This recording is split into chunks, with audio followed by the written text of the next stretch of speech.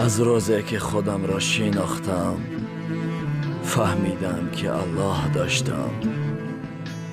با خودم سوال کردم، گفتم این دنیا بهر چی آمدی؟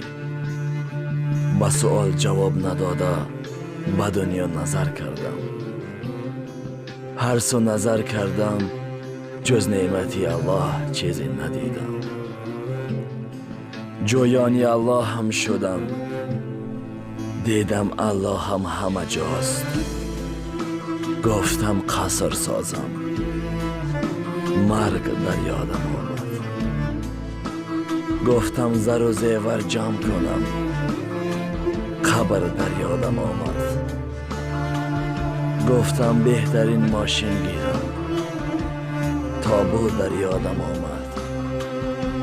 خواستم که زنا کنم، خواهر و مادرم در یادم آمد. گفتم عرق نوشم، دوزخ در یادم آمد. گفتم دل را رنجانم، پیامبر صلی الله علیه و سلم در یادم آمد.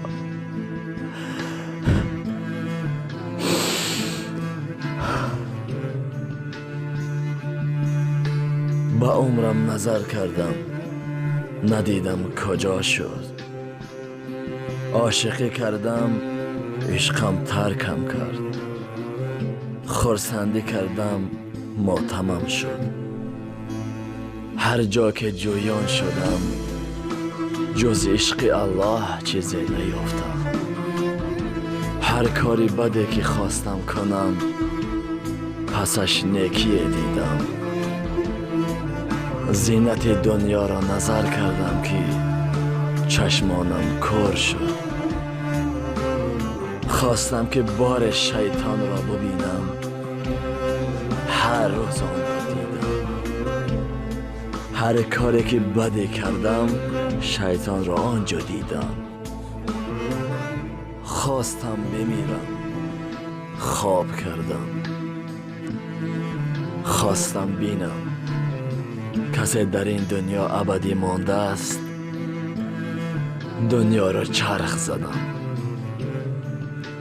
جز الله دیگر کسی را ندیدم. خیلی چرخ زدم، خیلی گشتم. با خود تصمیم گرفتم جز نماز و روزه، خیر و صدقه، نیکی دیگر چیزی نیافتم.